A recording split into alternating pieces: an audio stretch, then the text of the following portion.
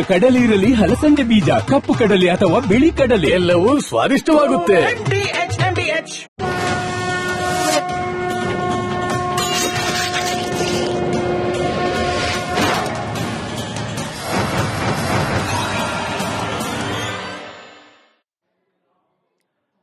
ಯಾವುದೇ ಕಾಂಪ್ರಮೈಸ್ ಇಲ್ಲದೆ republic Kannada 100% news ಕೊಡುತ್ತೆ. ಅದೇ ರೀತಿ ಓರಿಯೆಂಟ್ ಬೆಲ್ ಟೈಲ್ಸ್ ಕೂಡ 100ಕ್ಕೆ 100ರಷ್ಟು ಬಲಿಷ್ಠವಾಗಿದೆ. ನವ ಭಾರತಕ್ಕಾಗಿ ಹೊಸ ಆಯ್ಕೆ ಮುಖ್ಯ. ಈಗ ಹೆಡ್ಲೈನ್ಸ್. ತನಿಖಾಧಿಕಾರಿಗಳ ಎದುರು ಬೆಚ್ಚಿದ ಯೂಟ್ಯೂಬರ್, ಪೊಲೀಸರಿಗೆ ವಾಯ್ಸ್ ಸ್ಯಾಂಪಲ್ ಕೊಟ್ಟ ಸಮೀರ್. 5 ಗಂಟೆ ಡ್ರಿಲ್ ಮಾಡಿದ್ರು ಗೊತ್ತಿಲ್ಲ ಅನ್ನೋದೇ ಆನ್ಸರ್. ಮಾಸ್ಕ್ ಮ್ಯಾನ್ ವಿರುದ್ಧ ಅನುಮಾನದ ಹುತ್ತ ಸಂದರ್ಶನ ಕೊಟ್ಟು ತಗಲಾಕೊಂಡ ಚಿನ್ನಯ್ಯ. ಮೊಹಾಂತಿ ಪ್ರಶ್ನೆಗಳಿಗೆ ಮುಸುಕು ಮಾನವ ಗಲಿಬಿಲಿ. ಅಗೆದ ಬುರುಡೆ ಜೊತೆ ಮತ್ತೊಂದು ಬುರುಡೆ ಪ್ಲಾಂಟ್. ಉತ್ಖನನ ವೇಳೆ ನಿಗೂಢ ಸ್ಥಳ ತೋರಿಸುವ ಪ್ಲಾನ್. ಮತ್ತೊಂದು ಬುರುಡೆ ಮಾಹಿತಿ ಸಂಗ್ರಹಿಸ್ತಾ ಇರೋ ಎಸ್ಐಟಿ.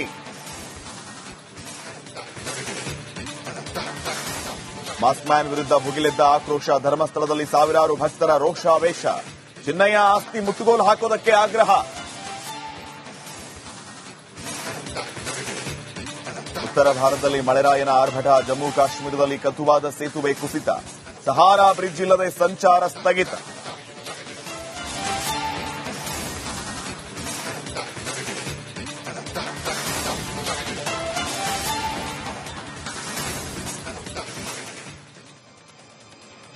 ಮಹಾಭಾರತ ವಿಶೇಷ ಕಾರ್ಯಕ್ರಮಕ್ಕೆ ಸ್ವಾಗತ ವೀಕ್ಷಕರೇ. ನಾನು ಶ್ರೀಪಾದ್ ಪಾಟೀಲ್.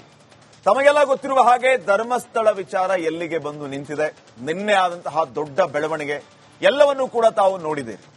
ಧರ್ಮಸ್ಥಳ ಕ್ಷೇತ್ರದ ವಿರುದ್ಧ ಒಂದು ವ್ಯವಸ್ಥಿತವಾದಂತಹ ಷಡ್ಯಂತ್ರ ನಡೀತಾ ಇದೆ. ಪಿತೂರಿ ಮಾಡ್ತಾ ಇದ್ದಾರೆ, ಕುತಂತ್ರವನ್ನ ಮಾಡ್ತಾ ಇದ್ದಾರೆ. ಅವರ ಉದ್ದೇಶ ಧರ್ಮಸ್ಥಳದಲ್ಲಿ ಪ್ರಯೋಗ, ಟಾರ್ಗೆಟ್ ಬೇರೆನೇ ಇದೆ.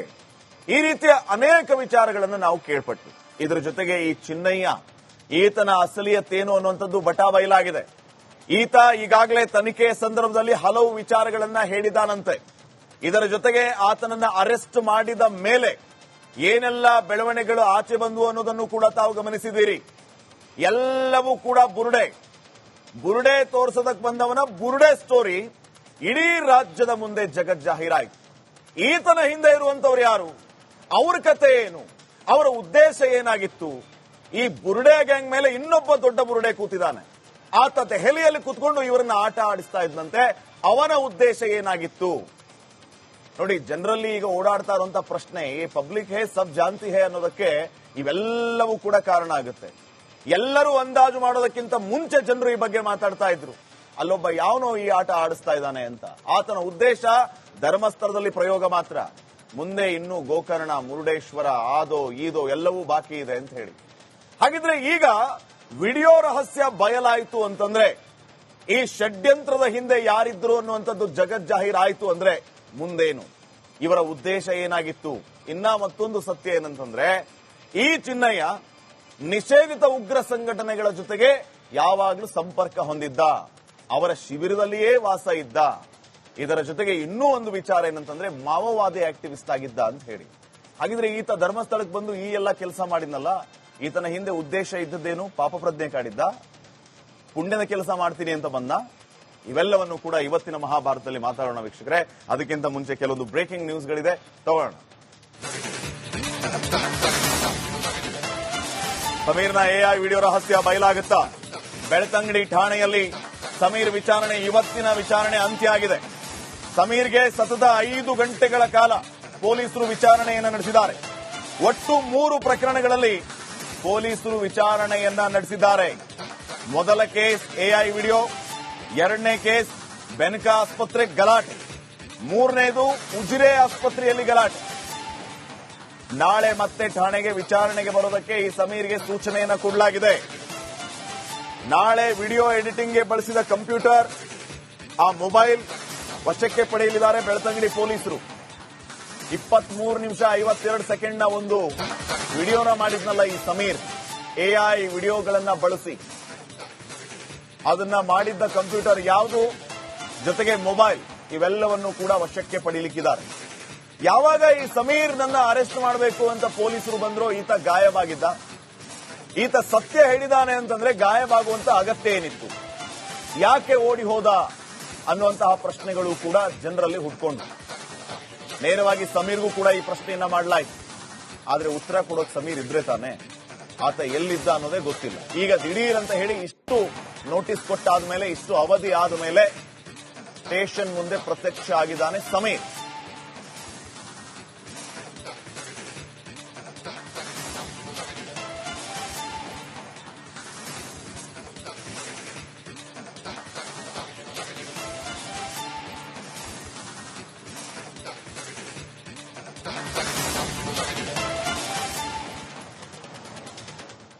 ವೀಕ್ಷಕರೇ, ಚಿನ್ನಯ್ಯನ ಮೇಲೆ ಅನುಮಾನ ಬರೋದಕ್ಕೆ 3 ಕಾರಣಗಳಿದೆ ಬಹಳ ಮುಖ್ಯವಾಗಿ.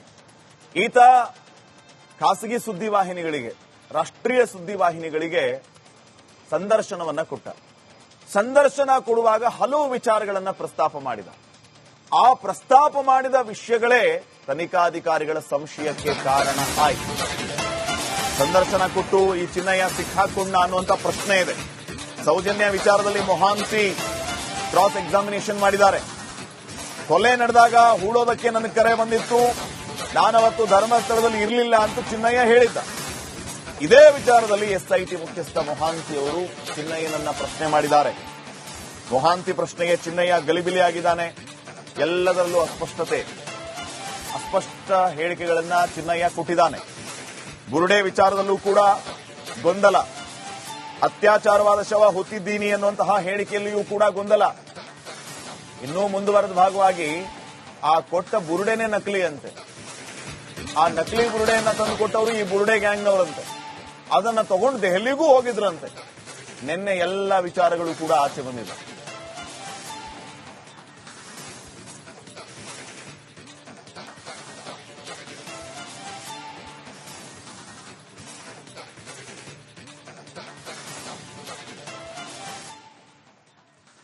ವೀಕ್ಷಕರೇ, ಈ ಎಲ್ಲಾ ವಿಚಾರಗಳ ಬಗ್ಗೆ ನಮ್ಮ ಜೊತೆಗೆ ಮಾತಾಡೋದಕ್ಕೆ ವಿಶೇಷ ಅತಿಥಿಗಳು ಜಾಯ್ನ್ ಆಗಿದ್ದಾರೆ. ಇನ್ನು ಸಾಕಷ್ಟು ವಿಚಾರಗಳ ಬಗ್ಗೆ ನಿಮಗೆ ನಾನು ಹೇಳಿಕ್ಕಿದೆ. ಅದಕ್ಕಿಂತ ಮುಂಚೆ ನಾನು ವಿಶೇಷ ಅತಿಥಿಗಳನ್ನ ವೆಲ್ಕಮ್ ಮಾಡ್ಕೊತಾ ಇದ್ದೀನಿ. ಮೊದಲನೇದಾಗಿ ರಣರಾಗಿಣಿ ಮಹಿಳಾ ಪಡೆಯ ಭವ್ಯ ಗೌಡ ಅವರು ನಮ್ಮ ಜೊತೆಗೆ ಇದ್ದಾರೆ. ಅವರನ್ನ ಸ್ವಾಗತಿಸ್ತಾ ಇದ್ದೀನಿ. ಭವ್ಯ ಗೌಡ ಅವರ ಕಾರ್ಯಕ್ರಮ ಸ್ವಾಗತ ನಮಗೆ. ಹಾಗೇನೆ ವಕೀಲರಾಗಿರುವಂತಹ ಮೀರಾ ರಾಘವೇಂದ್ರ ಅವರಿದ್ದಾರೆ. ಮೇಡಮ್, ಕಾರ್ಯಕ್ರಮಕ್ಕೆ ಸ್ವಾಗತ. ಇನ್ನ ದಿನೇಶ್ ರಾವ್ ಅವರಿದ್ದಾರೆ, FSL ತಜ್ಞರು. ಅವರನ್ನು ಕೂಡ ಕಾರ್ಯಕ್ರಮಕ್ಕೆ ಸ್ವಾಗತಿಸ್ತಾ ಇದ್ದೀನಿ. ದಿನೇಶ್ ಸರ್, ಕಾರ್ಯಕ್ರಮಕ್ಕೆ ಸ್ವಾಗತ.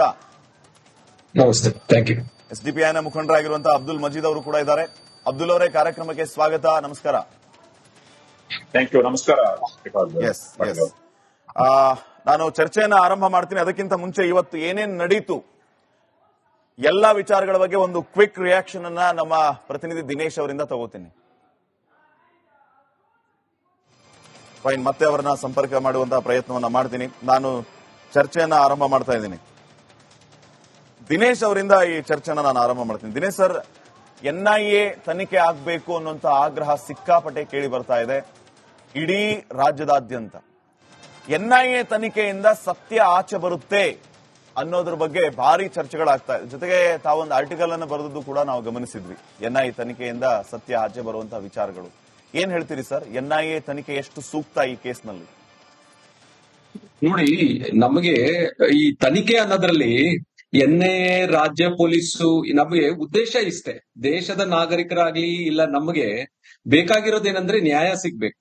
ನ್ಯಾಯ ಯಾವ ರೀತಿ ಸಿಗುತ್ತೆ ಅಂತ ನಾವು ಇಂಥ ಕೇಸ್ಗಳಲ್ಲಿ ನಾವು ನೋಡಿದಾಗ, ಅಂದ್ರೆ ವಿಶ್ಲೇಷಣೆ ಮಾಡಿ ನೋಡಿದಾಗ, ಇಲ್ಲಿ ನೋಡಿ ಕೆಲವು ಯೂಟ್ಯೂಬರ್ಗಳು ತಮ್ಮದೇ ಆದ ಒಂದು ವರ್ಷನ್ ನರೇಟಿವ್ ಕ್ರಿಯೇಟ್ ಮಾಡ್ತಿದ್ದಾರೆ. ಆ ವರ್ಷನ್ಗೂ ವಾಸ್ತವಕ್ಕೂ ತುಂಬಾ ವ್ಯತ್ಯಾಸ ಇದೆ. ಇದು ಮೊದಲು ಜನಕ್ಕೆ ಗೊತ್ತಾಗ್ತಿರ್ಲಿಲ್ಲ. 22ನೇ ತಾರೀಕು, ಆಗಸ್ಟ್ 22ನೇ ತಾರೀಕು ನಂತರ ಎಲ್ಲವೂ ಅದನ್ನ it is unravelled, including the complainant ಯಾರು ಅನಾಮಿಕಾ, ಅವನೇ ಕೆಲವು ಸ್ಟೇಟ್ಮೆಂಟ್ ಕೊಟ್ಟಿದ್ದಾನೆ. ಇನ್ನೊಂದು ಫೇಕ್ ಕಂಪ್ಲೇಂಟ್ ಕೊಟ್ಟಿದ್ದ ಸುಜಾತ ಭಟ್, ಅವರು ಎಕ್ಸ್ಪೋಸ್ ಆಗಿದ್ದಾರೆ. ಸೊ ಇದನ್ನೆಲ್ಲ ನೋಡ್ತಾ ಇದ್ದಾಗ, ಅಲ್ಲದೆ ಕೇರಳದಲ್ಲಿ 2 ಕೇಸ್ ರಿಜಿಸ್ಟರ್ ಮಾಡಿದ್ರು. So that also is coming out to be a fake. ಅಂದ್ರೆ ಈ ಮತ್ತೆ ಇದ್ರ ಉದ್ದೇಶ ಇದ್ದಿದ್ದು ಸೌಜನ್ಯ ಹೋರಾಟ ಮಾಡ್ತಾ ಇದ್ದಿದ್ದು, ಅದು ಒಂದು ಒಳ್ಳೆ ಉದ್ದೇಶ ಇತ್ತು. ಬಟ್ ಆ ಸೌಜನ್ಯ ಹೋರಾಟವನ್ನ ಈ ರೀತಿ ಮ್ಯಾನಿಪುಲೇಟ್ ಮಾಡಿ, ಎಲ್ಲಿ 100 ಮರ್ಡರ್ ಆಗಿದೆ, 100 ರೇಪ್ ಆಗಿದೆ, ಎಷ್ಟೋ ಜನ ಏನು ಅಲ್ಲಿ ಮದುವೆ ಮಾಡ್ಕೊಳಕ್ ಹೋದಾಗ ಅವ್ರ ಮೇಲೂ ಅತ್ಯಾಚಾರ ಇಸ್ ಮಿನಿಮಮ್ ಕಾಮನ್. ಈ ತರ ಒಂದು ಪ್ರೊಪಗಂಡಾ ನರೇಟಿವ್ ಕ್ರಿಯೇಟ್ ಮಾಡಿದ್ರು. ಅದಕ್ಕೆ ಏನಂದ್ರೆ ಅಲ್ಲಿರೋ ಲೋಕಲ್ ಸ್ಟೇಷನ್ ಅಲ್ಲೂ ಯಾವುದೇ ಕೇಸ್ ರಿಜಿಸ್ಟರ್ ಆಗಿಲ್ಲ, ಇಲ್ಲ ಅಲ್ಲಿ ಯಾರು ಕಂಪ್ಲೇಂಟ್ಸ್ ಇಲ್ಲ. ಆ 106 ಕೇಸ್ಗೆ ಒಂದೂ ಕಂಪ್ಲೇಂಟ್ ಇಲ್ಲ. ಬಟ್ ಫಾರ್ 2 or 3 ಕೇಸಸ್ ಅದಕ್ಕೆ ಇನ್ವೆಸ್ಟಿಗೇಷನ್ ನಡೀತಾ ಇದೆ. ಬಟ್ ಬೇರೆ ಇದು ಯಾವ್ದು ಇಲ್ಲ. ಈ ತರ ನೆರೇಟಿವ್ ಕ್ರಿಯೇಟ್ ಮಾಡಿ ಇದ್ರದ್ದು ನೋಡಿ, ಈ ತರ ಪ್ರೊಪಗಂಡಾ ನಮ್ಮ ರಾಜ್ಯದಲ್ಲೇ ಅಲ್ಲ ಸೀಮಿತವಾಗ್ಲಿಲ್ಲ, ದೇಶಕ್ಕೂ ಹೋಯ್ತು, ಪ್ಲಸ್ ಹೊರದೇಶಕ್ಕೂ ಹೋಯ್ತು. ಈವನ್ ಇಂಟರ್ನ್ಯಾಷನಲ್ ಚಾನೆಲ್ಸ್ ಏನಿದೆ ಅಲ್ಲೂ ಬಂತು. ಮತ್ ಇದಕ್ಕೆಲ್ಲ ಮಾಡ್ಲಿಕ್ಕೆ ಇದ್ರಲ್ಲಿಗೆ ಫೈನಾನ್ಸ್ ಯಾರು ಮಾಡಿದ್ರು? ಈ ತರ ನೆರೇಟಿವ್ ಕ್ರಿಯೇಟ್ ಮಾಡಲ ಉದ್ದೇಶ ಏನು? ಇದನ್ನೆಲ್ಲ ಮಾಡ್ಲಿಕ್ಕೆ since it is gone beyond the borders of state, ನಮ್ಮ ರಾಜ್ಯದಲ್ಲಿ ಎಲ್ಲರಿಗೂ ಬೇಕಾಗಿರ್ತಕ್ಕಂಥ ಉತ್ತರ ಬೇಕಾಗಿತ್ತು. ಯಾಕಂದ್ರೆ ಫೈನಾನ್ಷಿಯರ್ ಇದಕ್ಕೆ ಯಾರು ಅಡ್ವೈಸರ್ಸ್, ಪ್ರೊಡ್ಯೂಸರ್ಸ್, ಆಕ್ಟರ್ಸ್ ಮತ್ತೆ directors, definitely there are people.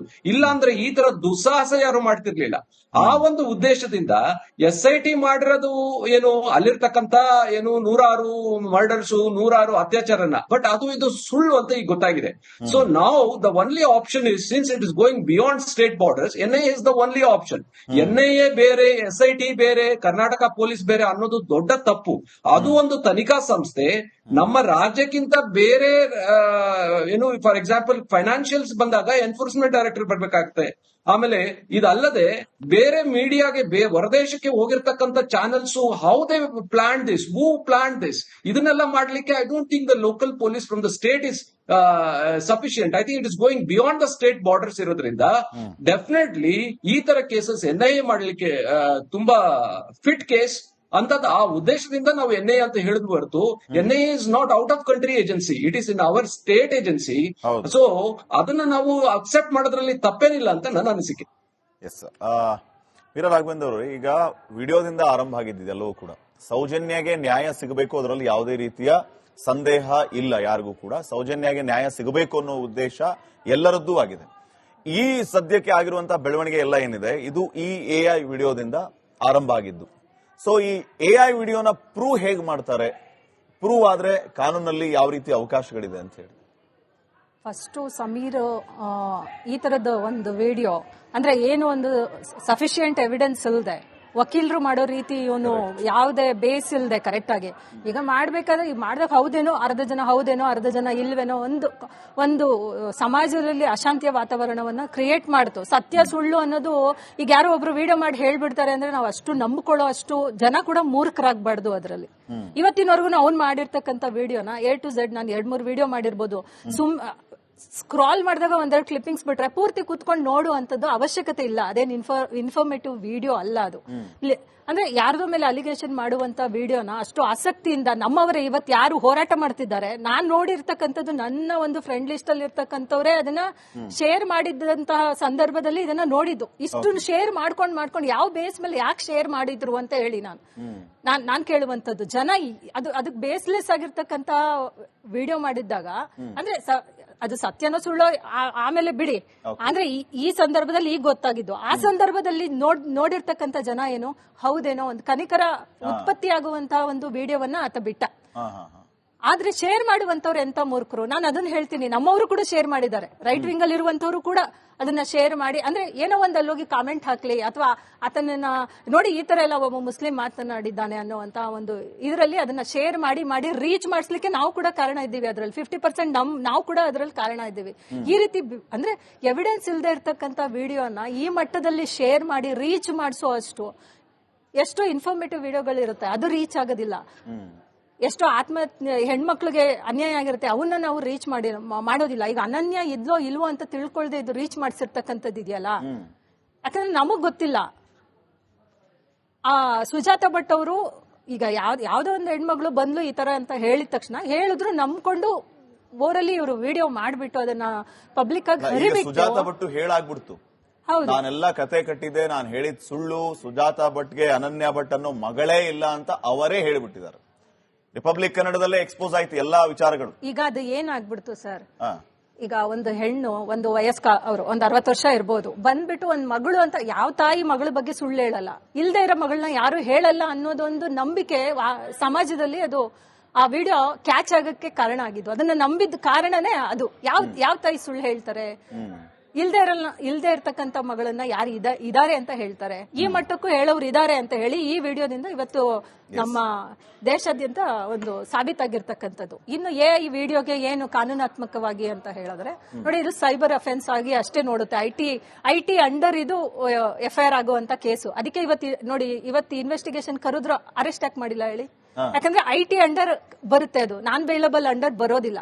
ಇನ್ನು ಮುಂದುವರೆದು ಅವ್ರೇನಾರ funding, international funding, ED type ಏನಾರ ಈ ತರದ್ದು ಅಂದ್ರೆ ಕಪ್ಪು ಹಣ ಬಂದಿದೆ ಅಂದಾಗ ಆ ತರದ್ದು ವಿಚಾರಗಳು ಬಂದಾಗ ಅದು ನಾನ್ ಬೇಲಬಲ್ ಅಂಡರ್ ಬಂದು ಅರೆಸ್ಟ್ ಮಾಡ್ಕೊಳ್ತಾರೆ ಬಿಟ್ರೆ, ಇಲ್ಲಾಂದ್ರೆ ಅದನ್ನ ಕೂಡ ಎನ್ಕ್ವೈರಿ ಮಾಡಿದ್ಮೇಲೆ ಬರುತ್ತೆ ಬಿಟ್ರೆ. ನೋಡಿ, ಇಷ್ಟು ಆ ಒಂದು ವಿಡಿಯೋ ಇಷ್ಟು ಕೋಲಾಹಲ ಎಬ್ಬಿಸಿದ್ರು ಕೂಡ ಯಾಕೆ ಅರೆಸ್ಟ್ ಮಾಡ್ಲಿಕ್ಕಾಗಿಲ್ಲ?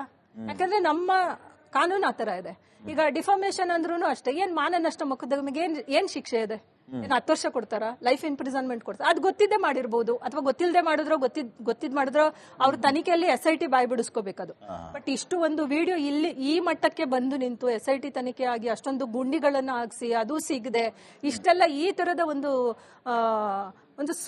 ಸುಳ್ಳು ಷಡ್ಯಂತ್ರವನ್ನ ಸಿಕ್ಕಿ ಬೀಳ್ತೀವಿ ಅಂತ ಮೊದಲೇ ಗೊತ್ತಿದ್ದು ಮಾಡುವಂತದ್ದು, ಅದನ್ನ ಯಾವ ತರ ತಗೊಳ್ಬೇಕು, ಅದನ್ನ ಯಾವ ತರ ಅಕ್ಸೆಪ್ಟ್ ಮಾಡಬೇಕು, ಯಾವ ತರ ಇದು ಒಂದ್ ರೀತಿಯ ಒಂದು ಗೊಂದಲ ಪಬ್ಲಿಕ್ ಅಲ್ಲಿ ಇದೆ. ಅದು ಭವ್ಯಗೌಡ್ರೆ, ಕೆಲವು ಸಂಗತಿಗಳ ಆಚೆ ಬಂದು ಈ ವಿಡಿಯೋದ ಉದ್ದೇಶ ಮತ್ತು ಈ ವಿಡಿಯೋದ ಹಿಂದೆ ಯಾರಿದ್ದಾರೆ, ಏನು ಎತ್ತ ಅಂತ ವಿಚಾರಗಳು ಬಂದಾಗ, ಜೊತೆಗೆ ಇವರ ಟಾರ್ಗೆಟ್ ಧರ್ಮಸ್ಥಳಕ್ಕಿಂತ ಮುಂದುವರೆದು ಮತ್ತೆ ಬೇರೆ ಬೇರೆ ಹಿಂದೂ ಧಾರ್ಮಿಕ ಕ್ಷೇತ್ರಗಳಿದೆ ಅನ್ನುವಂತ ವಿಚಾರವೂ ಕೂಡ ಗೊತ್ತಾಗ್ತಾ ಇದೆ. ಅಲ್ಲಿಗೆ ಯಾವ ರೀತಿ ವ್ಯವಸ್ಥಿತವಾಗಿ ಇವರು ಪ್ಲಾನ್ ಮಾಡ್ಕೊಂಡಿದ್ದಾರೆ, ಅದಕ್ಕೆ ತಕ್ಕನಾಗಿ ಯಾವ ರೀತಿ ಕತೆ ಕಟ್ಟಿದ್ದಾರೆ, ಅದಕ್ಕೆ ಯಾವೆಲ್ಲ ಪಾತ್ರಗಳನ್ನ ಬಳಸ್ಕೊಂಡಿದ್ದಾರೆ, ಯಾಕೆ ಈ ರೀತಿಯ ಸಾಹಸ ಅಂತ ಈಗ ಸರ್ ಹೇಳಿದ್ರು. ಒಂದು ನೆರೇಟಿವ್ ಬಿಲ್ಡ್ ಆಗ್ತಾ ಇದೆ ಅಂತ ಹೇಳಿ. ಇವಾಗ ಒಂದು ಯಾವ ತರ ಅಂದ್ರೆ, ಒಂದು ಸುಳ್ಳನ್ನ 100 ಸಾರಿ ಹೇಳಿದ್ರೆ ಅದೇ ಸತ್ಯ ಅಂತ ಇವತ್ತು ನಾವು ಎಲ್ಲರೂ ನಂಬುವ ಸ್ಥಿತಿಯಲ್ಲಿದ್ದೇವೆ. ಇದುವರೆಗೂ ಹಿಂದೆ ಆಗಿದ್ದು ಅದೇ ರೀತಿ. ಈಗ ಏನು ಆ ಸಮೀರನ್ ವಿಡಿಯೋ ಬಂತು ಅಂದ್ರೆ, ಭೂಲೋಕದ ಕೈಲಾಸ ಅಂತ ಹೇಳಿ ನಾವು ಧರ್ಮಸ್ಥಳವನ್ನ ನಂಬ್ತೇವೆ. ಕೋಟ್ಯಾಂತರ ಭಕ್ತರಿದ್ದಾರೆ. ಈಗಲೂ ಸಹ ಉತ್ತರ ಕರ್ನಾಟಕ ಭಾಗದಲ್ಲಿ ಇರಬಹುದು, ಅಥವಾ ಉತ್ತರ ಕನ್ನಡ, ಶಿವಮೊಗ್ಗ, ತೀರ್ಥಹಳ್ಳಿ, ಸಾಗರ ಈ ಭಾಗದಲ್ಲಿ ನಾವು ಊಟ ಮಾಡ್ತಾ ಧರ್ಮಸ್ಥಳದ ಹೆಸರು ತಗೊಳ್ಳೋದಿಲ್ಲ. ಹೋಗ್ಬೇಕು ಅಥವಾ ಏನಾದ್ರೂ ಈಗ ಮಾತಾಡ್ಬೇಕಾದ್ರೆ ನಾನು ಕೆಳಗ್ ಹೋಗಿ ಬರ್ಬೇಕು ಅಂತ ಹೇಳ್ತಾರೆ. ಅಷ್ಟು ಶ್ರದ್ಧೆ ನಮ್ಗೆ, ಅಷ್ಟು ಭಕ್ತಿ. ಅಂದ್ರೆ ಅದೇನಂದ್ರೆ ನಮ್ಮ ತಂದೆ ತಾಯಿ ಅಥವಾ ನಮ್ಮ ಅಜ್ಜಂದಿರಿಂದ ಬಂದಿದೆ. ಈಗಲೂ ತಪ್ಪು ಮಾಡಿದ್ರೆ ಅಲ್ಲಿಗೆ ಹೋಗಿ ಅಣ್ಣಪ್ಪನ ಮುಂದೆ ತಪ್ಪು ಕಾಣಿಕೆ ಹಾಕಿ ಬಂದ್ರೆ ಅದು ಪರಿಹಾರ. ಇಷ್ಟು ಶ್ರದ್ಧೆಯ ಸ್ಥಾನ ಇದೆ. ಕೋಟ್ಯಾಂತರ ಭಕ್ತರು ನಂಬಿಕೆ ಇಟ್ಟಂತಹ ಸ್ಥಳದ ಮೇಲೆ ಒಂದು ಯಾವ ತರ ನೆರೇಟಿವ್ ಅನ್ನ ಕ್ರಿಯೇಟ್ ಮಾಡಿ ಸುಳ್ಳನ್ನ ಒಂದು ಸತ್ಯ ರೀತಿ ಜನರ ಮೇಲೆ ನಂಬಿಸಿದಾರಲ್ಲ, ದೊಡ್ಡ ಷಡ್ಯಂತರ ಇದೆ. ಈಗ ಸಮೀರನ್ನ ಎನ್ಕ್ವೈರಿ ಮಾಡ್ತಾ ಇದ್ದಾರೆ, ಕೂಡ್ಲೆ ಅವನನ್ನೇ ಬಂಧನ ಮಾಡಬೇಕು. ಯಾಕಂತ ಹೇಳಿದ್ರೆ ಅವನು ಒಬ್ಬ ಸಾಮಾನ್ಯ ಅವನನ್ನ ಹಿನ್ನೆಲೆ ನೋಡಿದ್ರೆ ಅವನೊಬ್ಬ ಸಾಮಾನ್ಯ ಇದರಿಂದ ಬಂದವನು. ಅವನಿಗೆ ಅಷ್ಟೆಲ್ಲ ಫಂಡ್ ತಗೊಂಡು ಆ AI ವಿಡಿಯೋ ಎಡಿಟ್ ಮಾಡುವಷ್ಟು ಕೆಪಾಸಿಟಿ ಅವನಿಗಿಲ್ಲ. ಅವನನ್ನ ಫಸ್ಟ್ ಇನ್ನೂ ಎನ್ಕ್ವೈರಿ ಮಾಡಬೇಕು. ಇವತ್ತೇನು ಮತ್ತೆ ಬಿಟ್ಟು ಕಳಿಸಿದ್ದಾರೆ, ನಾಳೆ ಕರೀತಾ ಇದ್ದಾರೆ.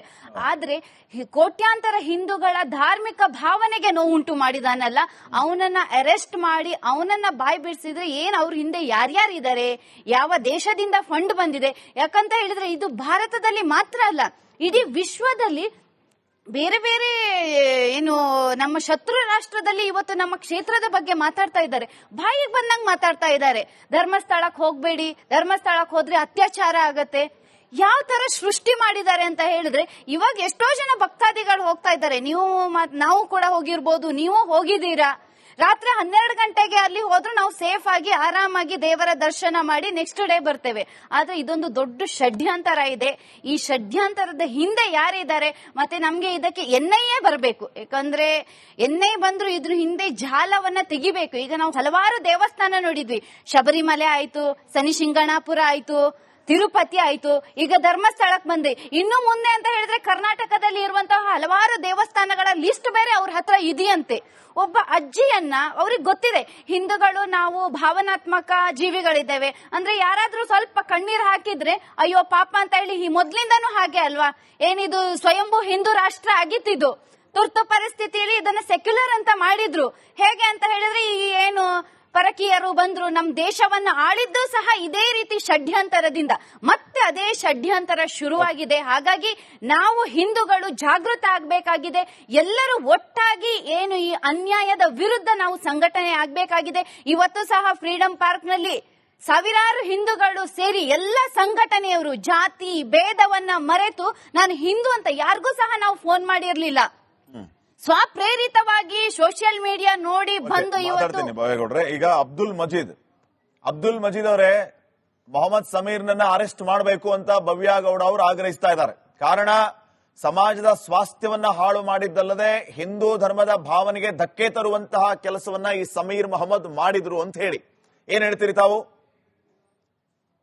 ಮೊಟ್ಟ ಮೊದಲಿಗೆ ಈಗ SIT ತನಿಖೆ ಅನ್ನುವಂಥದ್ದು ಜಾರಿಯಲ್ಲಿದೆ. ಈಗಾಗಲೇ ಏನು ಅನಾಮಿಕಾ ಮಾಸ್ಕ್ ಮ್ಯಾನ್ ಅನ್ನೋನ್ನ ಬಂಧನ ಮಾಡಿಕೊಂಡು ಪೊಲೀಸ್ ಕಸ್ಟಡಿಗೆ ತಗೊಂಡು ಎಂಕ್ವೈರಿ ಮಾಡ್ತಾ ಇದ್ದಾರೆ. ಸಮೀರ್ನನ್ನು ಕೂಡ ಇವತ್ತು ವಿಚಾರಣೆ ಮಾಡಿದ್ರು. ಈ ತನಿಖೆ ನಡೆಯುವ ಹಂತದಲ್ಲಿ ನಾವು ಯಾವುದೇ ಒಂದು ಕನ್ಕ್ಲೂಡ್ಗೆ ಬರಬಾರ್ದು ಅಂತ ಹೇಳಿ ನನ್ನ ಒಂದು ಇದು. ಯಾಕೆಂತ ಹೇಳಿದ್ರೆ ಧರ್ಮಸ್ಥಳದಲ್ಲಿ ಅಸಹಜ ಸಾವುಗಳಾಗಿದೆ ಅನ್ನುವಂಥದ್ರಲ್ಲಿ ಯಾವುದೇ ಸಂಶಯಗಳಿಲ್ಲ. ಅಸಹಜ ಸಾವುಗಳಾಗಿದೆ. ಅಂದ್ರೆ ಹೆಂಗ್ ಹೇಳ್ತೀರಿ? ಒಂದು ಸಂಶಯ ಇಲ್ಲ ಅಂತ ನೀವೇ ಹೇಳ್ತೀರಿ ಅಬ್ದುಲ್ ಮಜೀದ್ ಅವರೇ?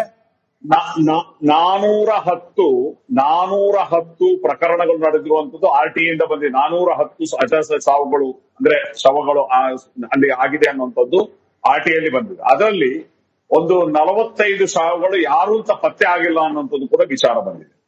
ಅದೇ ರೀತಿ ಆನೆ ಮಾವುತ ಒಂದು ನಾರಾಯಣ್ ಮತ್ತು ಯಮುನಾ ಪ್ರಕರಣ ಇರ್ಬೋದು, ವೇದವಲ್ಲಿ ಪ್ರಕರಣ ಇರ್ಬೋದು, ಈ ರೀತಿ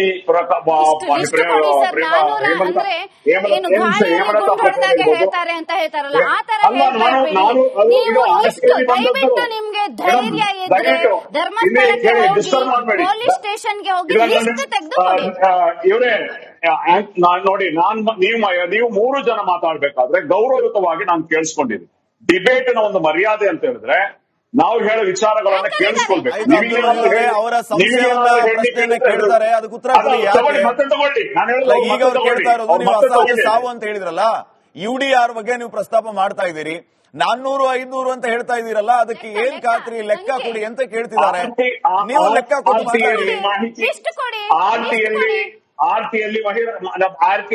ಇನ್ನೊಂದ್ಸರಿ ನೀವು ಡಿಬೇಟ್ ಕರೆದ್ರೆ ನಾನು ಲಿಸ್ಟ್ ಸಮೇತ ಬರ್ತೇನೆ. ಈಗಲೇ ನಿಮ್ ಕೈಯಲ್ಲಿ ಲಿಸ್ಟ್ ಇದೆ ಅಲ್ಲ, ಡಿಬೇಟ್ ಅಲ್ಲ, ಈಗಲೇ ಕೊಡ್ಬಹುದಲ್ಲ. ಇನ್ನೊಂದ್ಸರಿ ಅಷ್ಟೇ ಸಮಯ ತಗೊಳ್ತೀರಾ? ಹಲವಾರು ಡಿಬೇಟ್ಗಳು ನಡೆದಿದೆ. SIT ಆಲ್ರೆಡಿ ಕಾಯ್ತಾ ಇದೆ ನಿಮ್ಮಂತರ ಇದನ್ನ ಸಾಕ್ಷಿ ತಗೊಳ್ಳಿಕ್ಕೆ. ಆಲ್ರೆಡಿ ಎನ್ಕ್ವೈರಿ ಮಾಡ್ತಾ ಇದೆ. RTI ಓಪನ್ ಇರುವಂತದ್ದು, ಪೊಲೀಸ್ ಸ್ಟೇಟ್ಮೆಂಟ್ ಕೊಟ್ಟಿರುವಂತದ್ದು, ಪೊಲೀಸ್ ಇಲಾಖೆಯಿಂದ ಬಂದಂತ ಮಾಹಿತಿ ಇದು.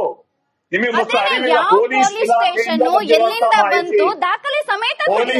ಅಸಹಜ ಸಾವಿಗೆ ಕ್ಷೇತ್ರ ಹೆಂಗ್ ಸಂಬಂಧ ಆಗುತ್ತೆ ಅಬ್ದುಲ್ ಮಜೀದ್ ಅವರೇ? ಅಸಹಜ ಸಾವಿಗೆ ಕ್ಷೇತ್ರ ಹೆಂಗ್ ಸಂಬಂಧ ಆಗುತ್ತೆ? ಕ್ಷೇತ್ರಕ್ಕೂ ಅಸಹಜ ಸಾವಿಗೆ ಏನ್ ಸಂಬಂಧ? ನಾನು ಅದನ್ನ ಸ್ಪಷ್ಟಪಡಿಸ್ತೇನೆ. ನಾನು as N STP state president ಆಗಿ ಕ್ಷೇತ್ರಕ್ಕೋ ಇನ್ನೊಬ್ಬರಿಗೋ ಸಂಬಂಧ ಕಲ್ಪಿಸುತ್ತಿಲ್ಲ. ಒಂದು ಕಡೆ ಈ ರೀತಿ ನಡೆದಂತಹ ಸಂದರ್ಭದಲ್ಲಿ ಮೊದಲಿನಿಂದಲೂ ನಾವು ಅದೇ ನಿಲುವು. ಅದರ ತನಿಖೆ ಆಗ್ಬೇಕು. ಯಾರು ತಪ್ಪಿತಸ್ಥರು, ನಾನು ಯಾರನ್ನೂ ಕೂಡ ನಾವು ಮೊದಲ ದಿನದಿಂದ ಇಲ್ಲಿಯವರೆಗೆ ಯಾರನ್ನೂ ಕೂಡ ನಾವು ಆರೋಪಿ ಸ್ಥಾನದಲ್ಲಿ ನಿಲ್ಲಿಸಲಿಲ್ಲ. ಅದು ನಮ್ಮ ಕೆಲಸವೂ ಅಲ್ಲ. ಅದಕ್ಕೋಸ್ಕರ ತನಿಖಾ ಸಂಸ್ಥೆಗಳು ಇರುವಂತದ್ದು. ಒಂದು ಕಡೆ ಆರೋಪಗಳು ಬಂದಾಗ ಈಗ ಸ್ವತಃ ಮುಖ್ಯಮಂತ್ರಿಗಳು ಅಸೆಂಬ್ಲಿಯಲ್ಲಿ ಸ್ಟೇಟ್ಮೆಂಟ್ ಅನ್ನು ಕೊಟ್ಟರು. ಸ್ವತಃ ವೀರೇಂದ್ರ ಹೆಗಡೆ ಅವರೇ SIT ತನಿಖೆ ಕೊಟ್ಟಿದ್ದನ್ನ ಸ್ವಾಗತ ಮಾಡಿದ್ದಾರೆ ಅಂತ. ಯಾಕೆ ಅಂತ ಹೇಳಿದ್ರೆ ಜನರಿಗೆ ನಿಜ ಗೊತ್ತಾಗ್ಬೇಕು, ಸತ್ಯಾಂಶ ಗೊತ್ತಾಗ್ಬೇಕು ಅಂತ. ಇಲ್ಲಿ ವಿಚಾರ ನನ್ನ ಹತ್ರ ಏನು ಸೌಜನ್ಯ ಕೇಸ್ದು ಜಡ್ಜ್ಮೆಂಟ್ ಕಾಪಿ ಇದೆ. ಫೈನಲ್ ಜಡ್ಜ್ಮೆಂಟ್ ಅಲ್ಲಿ ಬಹಳ ಸ್ಪಷ್ಟವಾಗಿ ಎಲ್ಲವನ್ನ ಅಲ್ಲಿ ಬರೆದಿದ್ದಾರೆ. ಜಡ್ಜ್ಮೆಂಟ್ ಅಲ್ಲಿ ಕೊನೆಗೆ ಏನ್ ಬಂದಿದ್ದಾರೆ ಅಂದ್ರೆ, ಈ ಕೇಸ್ ನಲ್ಲಿ ಸಾಕ್ಷ್ಯಗಳನ್ನ ನಾಶಪಡಿಸಲಾಗಿದೆ ಅನ್ನುವಂಥದ್ದನ್ನ ಹೇಳಿ ಜಡ್ಜ್ಮೆಂಟ್ ಅಲ್ಲಿ ದಯವಿಟ್ಟು ನೀವು ಮಧ್ಯ ಮಾಡಬೇಡಿ ಪ್ಲೀಸ್. ಹಾಗಿದ್ರೆ ನಾನು ಈ ಡಿಬೇಟ್ ಇಂದ ಹೊರಗಡೆ ಹೋಗ್ತೀನಿ. ಅಂದ್ರೆ ಮರ್ಯಾದೆ ಒಂದು ಡಿಬೇಟ್ ನಡಿಬೇಕಾದ್ರೆ ಕೇಳಿಸ್ಕೊಂಡು. ಈಗ ತಾವು ಮಾತಾಡುವಾಗ ಪ್ರತಿಕ್ರಿಯೆ ಸಹಜ, ಅದನ್ನ ನೀವು ಸ್ವೀಕರಿಸಿ ಅದಕ್ಕೆ ಉತ್ತರ ಕೊಡಿ. ಆಮೇಲೆ ಹೇಳಿ ಸರ್, ನಾನು ಹೇಳೋದು ಆಮೇಲೆ ಹೇಳಿ. ಅವ್ರಿಗೆ ಅವಕಾಶ ಇದೆಯಲ್ಲ, ಆಮೇಲೆ ಹೇಳಿ, ಇಲ್ಲಾಂದ್ರೆ ಇಂಟರಪ್ಟ್ ಆಗ್ತದೆ. ಈ ಜಡ್ಜ್ಮೆಂಟ್ ಕಾಪಿಯಲ್ಲಿ, ಸೌಜನ್ಯ ಕೇಸ್ ಜಡ್ಜ್ಮೆಂಟ್ ಕಾಪಿಯಲ್ಲಿ ಇದರಲ್ಲಿ ಸಾಕ್ಷ್ಯಗಳನ್ನು ನಾಶಪಡಿಸಲಾಗಿರುವಂತ CBI ಜಡ್ಜ್ಮೆಂಟ್ ಅಲ್ಲಿ ಅದ್ರಲ್ಲಿ ಏನ್ ಬಂದಿದೆ ಅಂತಾರೆ, further this is a fit case to place before acquittal committee for initiating needful action against the erring officials. Sowjanya ಕೇಸ್ನಲ್ಲಿ ಒಂದ್ ನಿಮಿಷ ಅಬ್ದುಲ್ ಮಜೀದ್ ಅವರು ನನಗೆ ಕ್ಲಾರಿಟಿ ಕೊಡಿ. ಈಗ ನೀವು ಹೇಳ್ತಾ ಇರೋದೇನು, ಸೌಜನ್ಯ ಜಡ್ಜ್ಮೆಂಟ್ ಕಾಪಿಯಲ್ಲಿ ಏನಿದೆ ಅಂತಂದ್ರೆ ಸಾಕ್ಷಿ ನಾಶ ಮಾಡುವಂತ ಕೆಲಸ ಆಗಿದೆ ಅಂತ ಹೇಳ್ತಿದ್ದಾರೆ. ಹಂಗಿದ್ರೆ ಇಲ್ಲಿ ಅಸಹಜ ಸಾವೆಲ್ಲ ಸಾಕ್ಷಿಗಳಾಗಿದ್ವು ಅವು? ನಾನು ಒಂದು ಎಕ್ಸಾಂಪಲ್ ಮಾತ್ರ ನಾನು ಹೇಳ್ತಾ ಇದ್ದೀನಿ. ಯಾಕೆ ನಾನು ಹೇಳ್ತಾ ಇದ್ದೀನಿ ಅಂತಂದ್ರೆ, ಸೌಜನ್ಯ ಕೊಲೆ ಪ್ರಕರಣದಲ್ಲಿ ಸಂತೋಷ್ ರಾವ್ನ ಆರೋಪಿ ಮಾಡಲಾಯಿತು.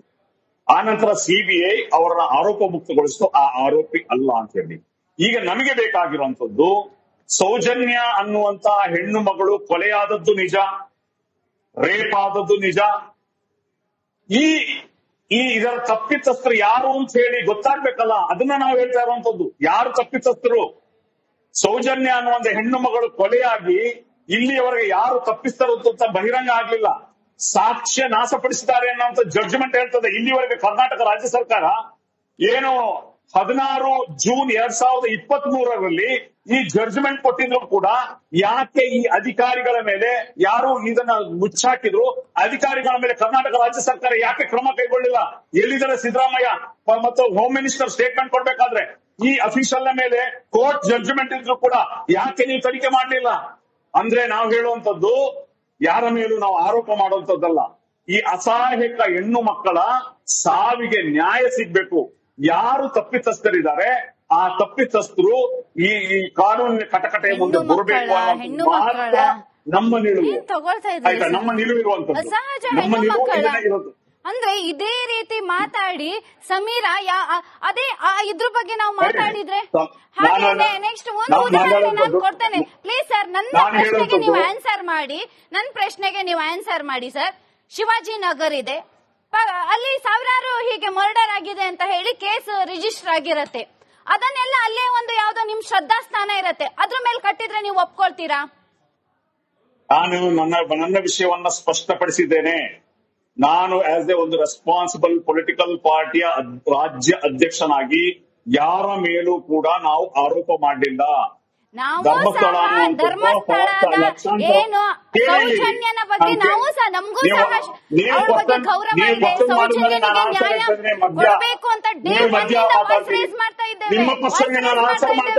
ಅವಳಿಗೆ ನ್ಯಾಯ ಸಿಗಲೇಬೇಕು. ಈಗಲೂ ಅದನ್ನೇ ಹೇಳ್ತೇವೆ, ಸೌಜನ್ಯನಿಗೆ ನ್ಯಾಯ ಸಿಗಬೇಕು, ಸೌಜನ್ಯನಿಗೆ ಯಾರು ದೌರ್ಜನ್ಯ ಮಾಡಿದಾರಲ್ಲ ಅವರಿಗೆ ಶಿಕ್ಷೆ ಆಗಬೇಕು ಅಂತ ಹೇಳಿ ಅದನ್ನೇ ನಾವು ಹೇಳ್ತಾ ಇರುವಂತದ್ದು. ನೋಡಿ, ಅಲ್ಲಿ ಧರ್ಮಸ್ಥಳಕ್ಕೆ ಸಂಬಂಧಪಟ್ಟವರ ಮೇಲೆ ಆರೋಪಗಳು ಬಂದಿವೆ. ಇಲ್ಲ ಅಂತ ಹೇಳಲಿಕ್ಕಾಗಲ್ಲ. ಆರೋಪ ಈಗ ಆನೆ ಮಾವುತ ನಾರಾಯಣ ಕೊಲೆ ಪ್ರಕರಣದಲ್ಲಿ ಅವರ ಮಕ್ಕಳು ಮೊನ್ನೆ SITಗೆ ಕಂಪ್ಲೇಂಟ್ ಕೊಟ್ಟಿದ್ದಾರೆ. ಎಲ್ಲಾ ಟಿವಿ ಚಾನೆಲ್ ಅಲ್ಲೂ ಕೂಡ ಬಂದಿದೆ. ಏನಂತಂದ್ರೆ, ಅವರ ವೀರೇಂದ್ರ ಹೆಗಡೆ ಅವರ ತಮ್ಮರು ಬಂದು ನಮ್ಮನ್ನ ಮನೆಯನ್ನ ಬಿಡ್ಲಿಕ್ಕೆ ಅಂತೇಳಿ ಬಹಳ ಒತ್ತಡ ಮಾಡಿದ್ರು, ಎಲ್ಲ ಮಾಡಿದ್ರು ಅನ್ನೋದು ಇದು ಆರೋಪ. ಅಂದ್ರೆ ಅದು ಅವರು ಮಾಡಿದ ಆರೋಪ.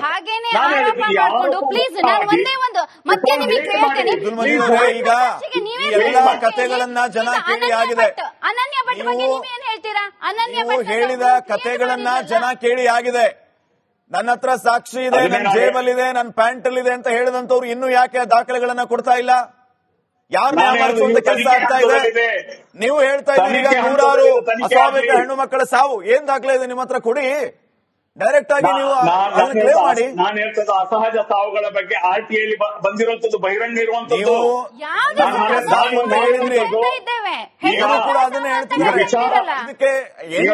ಇರುವಂತದ್ದು ನೋಡಿ, ಧರ್ಮಸ್ಥಳದ ಬಗ್ಗೆ ಆಗ್ಲಿ, ಇನ್ನೊಂದ್ ಬಗ್ಗೆ ಆಗ್ಲಿ, ನೋಡಿ ಅವ್ರಿಗೆ ಬರುವಂತ ಆರೋಪ ಕೂಡ ಆರೋಪ ಮುಕ್ತ ಆಗ್ಬೇಕಾದ್ರೆ ತನಿಖೆ ನಡಿಬೇಕಲ್ಲ. ನೀವು ತನಿಖೆಯ ಆ ಸಂದರ್ಭದಲ್ಲೇ ಈ ರೀತಿ ಮಾಡೋದ್ರಿಂದ ಅವರಿಗೂ ಕೂಡ ಅದು ಅಪಪ್ರಚಾರ, ಅವರಿಗೂ ಕೂಡ ಕೆಟ್ಟ ಹೆಸರು. ತನಿಖೆ ನಡೀಲಿ, ತನಿಖೆ ನಡೆದು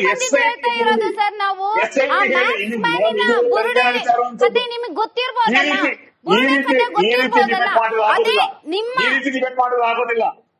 ನಾನು ಹೇಳುತ್ತದ್ದು ಇದೆಲ್ಲ